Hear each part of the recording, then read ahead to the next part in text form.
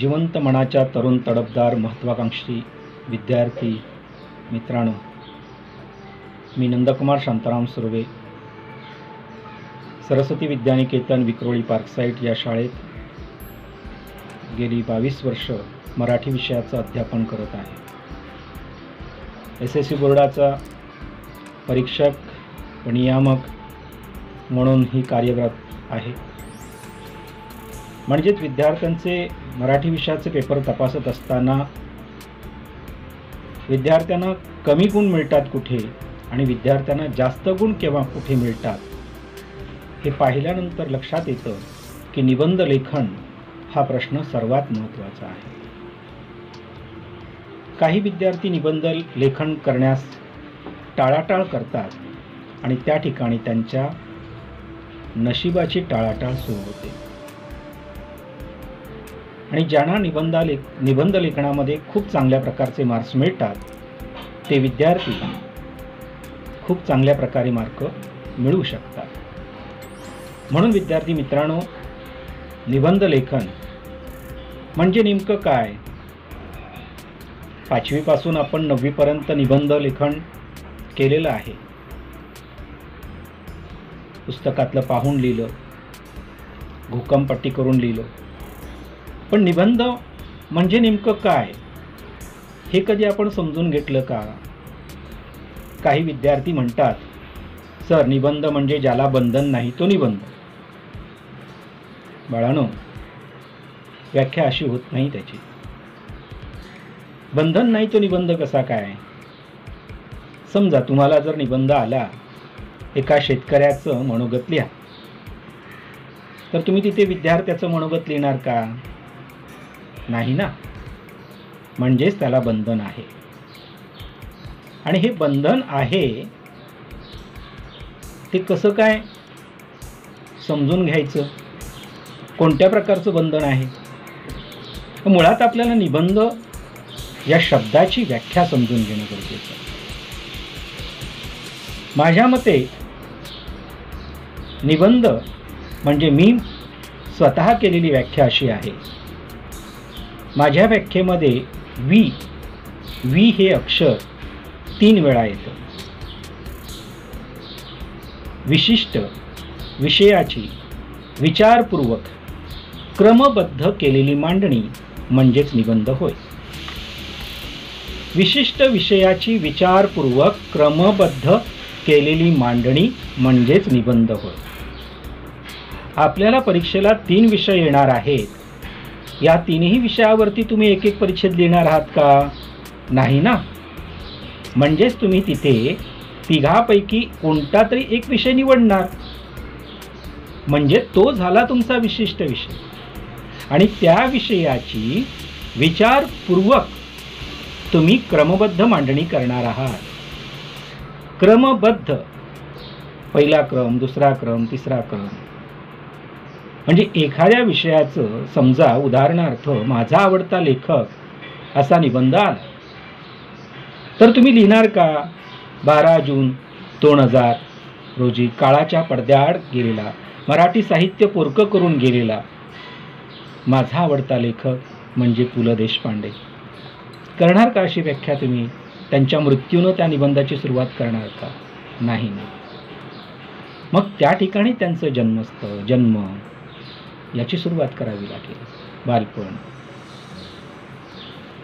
तारुण्य, प्रौढावस्था, मग त्यांचं ते लेखन, त्यांच्या उतारवयात त्यांनी केलेलं लेखन, त्यांचं सामाजिक कार्य, या गोष्टींचा आपल्याला ऊहापोह करावा लागेल. म्हणून क्रमबद्ध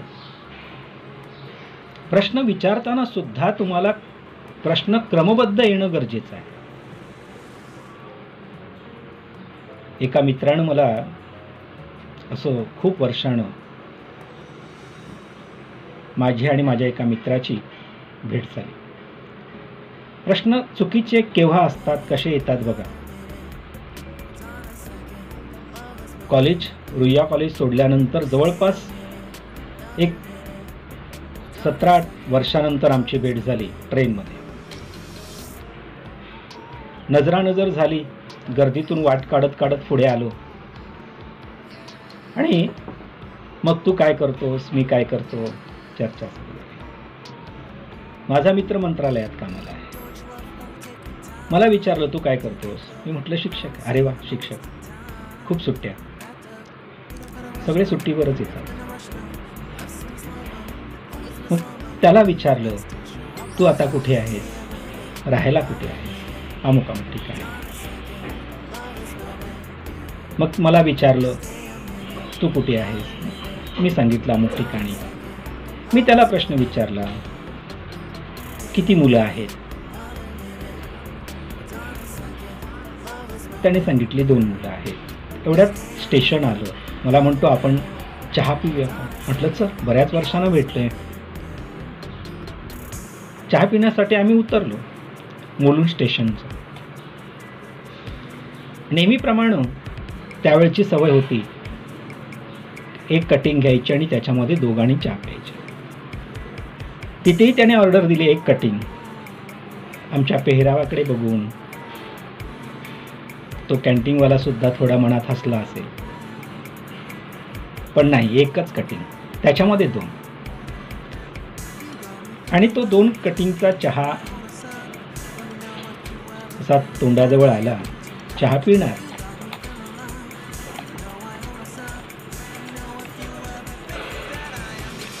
मग मला त्याने मगाशी प्रश्न विचारला होता, तुला मुलं किती. मी पण सांगितले होते. पण हा प्रश्न कधी विचारला त्याने. जेव्हा मी त्याला विचारलं तुला मुलं किती, तेव्हा त्याने मला प्रतिप्रश्न विचारला, तुला मुलं किती. चहा पिताना सहज मला विचारतोय, अरे तुझं लग्न झालं का रे. अरे मग मी मगाशी उत्तर तुला दिलं, मला मुलं किती, ते उगाच का रे. विनोद कळला तुम्हाला. मंत्रालयात काम करणारा माझा मित्र क्रमवार प्रश्न विचारू शकला नाही. कधी कधी माझ्या विद्यार्थी मित्रांचं असंच घडतं. सुसंगत क्रमवार मांडणी होत नाही आणि त्यामुळे निबंध लेखन थोडंसं डळमळीत झालेलं असतं आणि मार्क कमी होतात.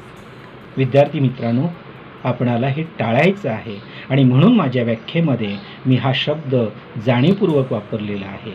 विशिष्ट विषयाची विचारपूर्वक क्रमबद्ध केलेली मांडणी म्हणजेच निबंध होय. दुसऱ्या प्रकारे व्याख्या करता येईल. विशिष्ट विषयाबद्दल मनात दाटून आलेल्या भावनांना करून दिलेली शब्दरूपी पाऊलवाट म्हणजेच निबंध होय. विशिष्ट विषयाबद्दल मनात दाटून आलेल्या भावनांना करून दिलेली शब्दरूपी पाऊलवाट म्हणजेच निबंध होय. पटतात ना व्याख्या या. मग आता या निबंधाच्या 2 व्याख्या तुम्हाला समजल्या असतील, नक्कीच समजल्या असतील. पण निबंध लिहिताना निबंधाचे 5 प्राण आहेत. पंचप्राण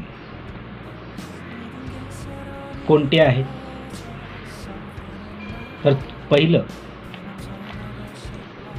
तुमचं वाचन असलं पाहिजे, भरपूर वाचन, अवांतर वाचन भरपूर असलं पाहिजे. चांगल्या लेखकांची चांगली पुस्तकं, चांगले निबंधाची पुस्तकं तुम्ही वाचलेली असली पाहिजे. दुसरं आहे श्रवण. तुम्ही ऐकलेलं असलं पाहिजे, खूप चांगलं, खूप चांगल्या लेखकांचं, चांगल्या वक्त्यांचं व्याख्यानं तुम्ही ऐकलेली असतील, किंवा एखाद्या निबंधाचं पुस्तक आपल्या घरातल्या दादाताईला वाचायला सांगितलं असेल, त्यांनी वाचलं असेल आणि ते तुम्ही चांगल्या प्रकारे श्रवण केलेलं असेल, तरी सुद्धा तुमचा फायदा होऊ शकतो. निरीक्षण, अतिशय उत्तम निरीक्षण असलं पाहिजे, बारकाईने निरीक्षण करता आलं पाहिजे. कारण आपल्याला आपल्या निबंधामध्ये प्रसंग वर्णनात्मक निबंध प्रकार जो आहे हा निरीक्षणातूनच तर येतो. तुम्ही जितक्या चांगल्या प्रकारे अचूक बारकाईने निरीक्षण कराल तेवढा तुमचा निबंध फुलत जातो, बहरत जातो मित्रांनो. म्हणून निरीक्षण फार महत्त्वाचं आहे. त्यानंतर तुम्हाला चिंतन करायचंय.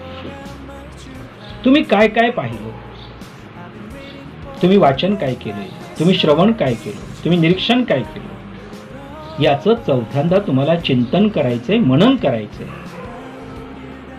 आणि त्यानंतर मग शेवटी तुम्हाला 5वा मुद्दा येतो, तो लेखन. आणि मग तुम्ही लेखन करायचं. म्हणून निबंध लेखन करताना मन, मस्तिष्क आणि मनगट यांचा विकास म्हणजे निबंध, अशी सुद्धा व्याख्या तयार करतात. हे 5 प्राण आहेत. पुन्हा तुम्हाला सांगतो, 5 प्राण कोणते आहेत? वाचन, श्रवण, निरीक्षण, चिंतन आणि लेखन. हे 5 प्राण जर तुम्हाला समजले तर निबंध लेखन खूप सोपं आहे, खूप सोपं आहे.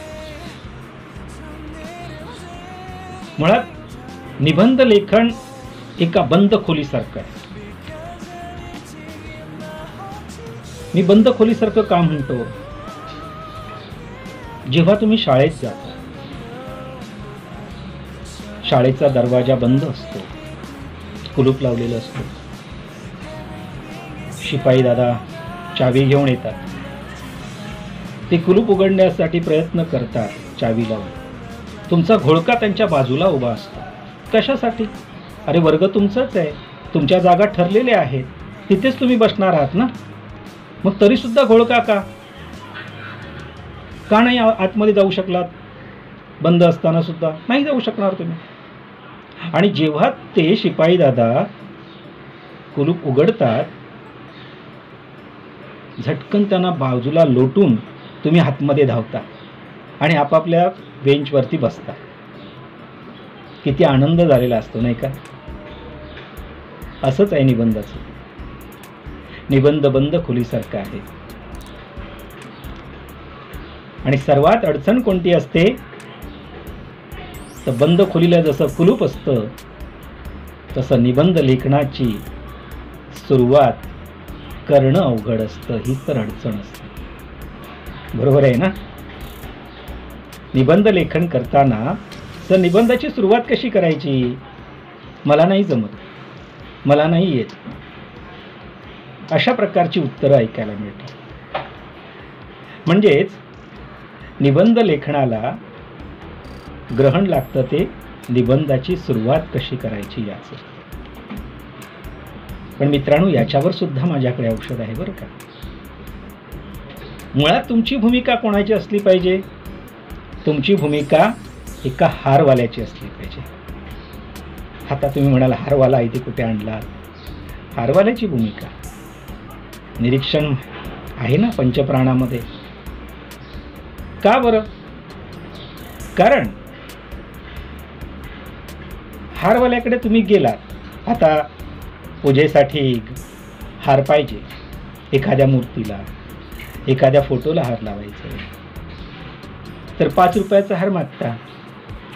दरवाजाला हार घालायचा आहे, 10 रुपयाचा हार मागता. त्याच्याकडे असणारा दोरा तो एकच असतो नाही का? एकच सुतगुंडी असते. फुलं सुद्धा त्या हारवाल्याच्या पुढ्यातच असतात. तरी सुद्धा 5 रुपयाच्या हाराला तुम्ही 10 रुपये देणार नाही आणि 10 रुपयाचा हार तो तुम्हाला 5 रुपयात देणार नाही. याचं कारण काय? याचं कारण असं आहे की 5 रुपयाचा हार जेव्हा तयार करतो तेव्हा तो एका झेंडूच्या फुलाचे 2 तुकडे करतो. 2 बाजूला 2, दुसऱ्या 2 बाजूला 2 असे, आणि मध्ये कडुलिंबाचा पाला आणि एखाद दुसरं फूल. हे माळलं की 5 रुपयाचा हार तयार. त्याला तुम्ही 10 रुपये नाही देणार. मग 10 रुपयाचा हार मागता तेव्हा तो काय करतो? सुतगुंडीतला त्याच दोरा घेतो, परंतु त्या ठिकाणी तो एक अखंड फूल रंगसंगतीनं माळत जातो. त्या हाराची तो सजावट करत जातो.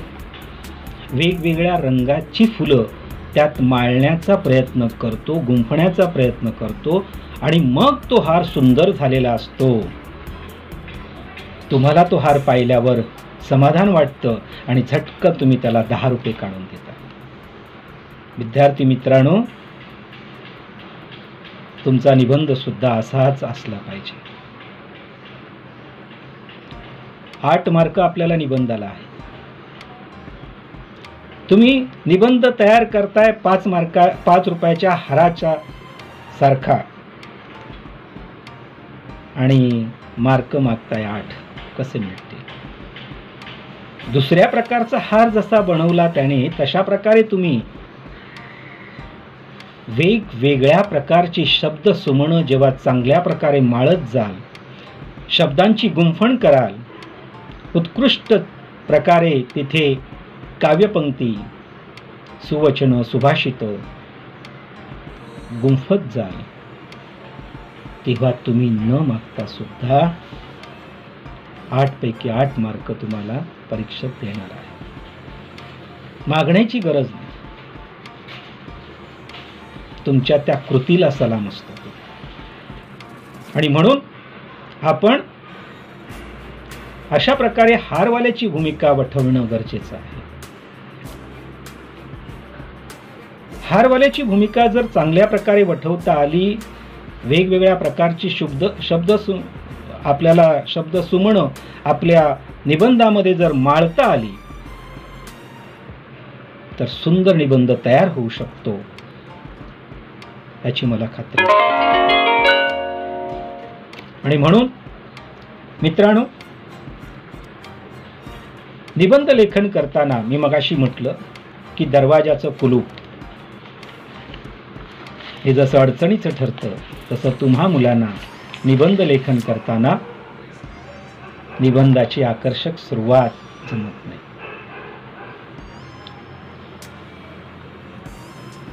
कधी आता 9वी पर्यंत तुम्ही वेगवेगळ्या प्रकारे निबंधाची सुरुवात कोणी कोणी केली असेल, 1, 2 प्रकारे, 3 प्रकारे, 4 प्रकारे. मी शोधून काढलेल्या आकर्षक सुरुवाती 12 प्रकारच्या आहेत.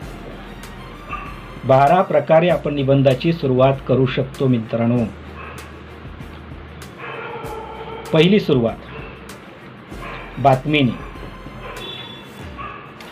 दुसरी संवाद,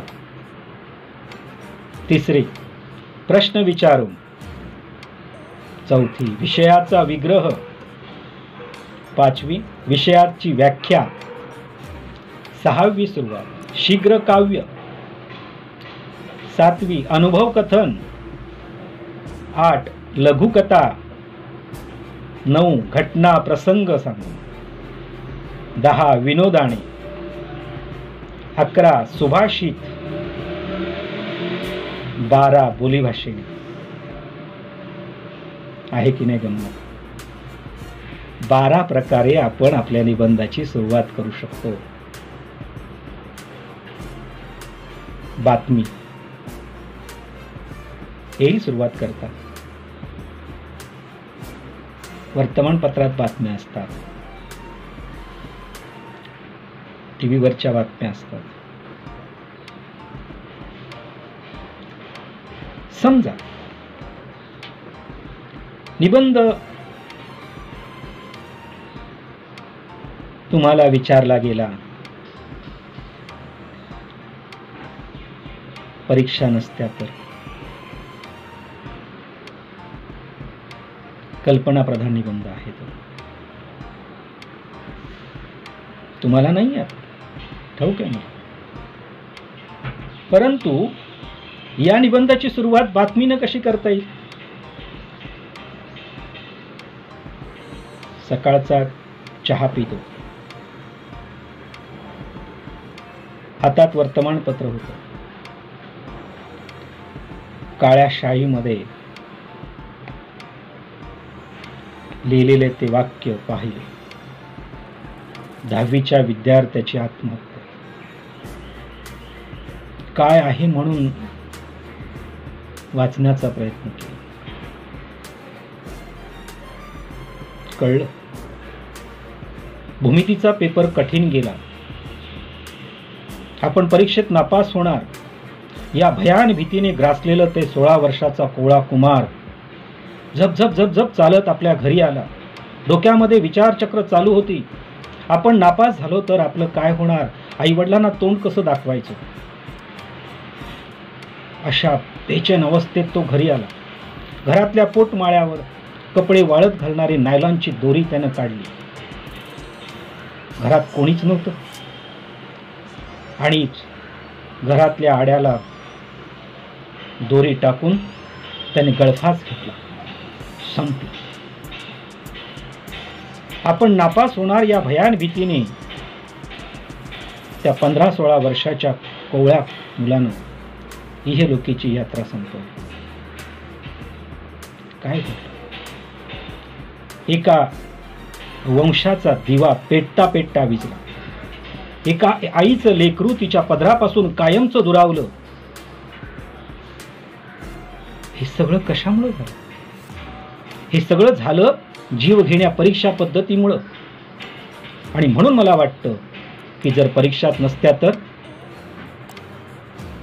तर एका आईचं लेकरू तिच्या पदरापासून दूर गेलं नसतं.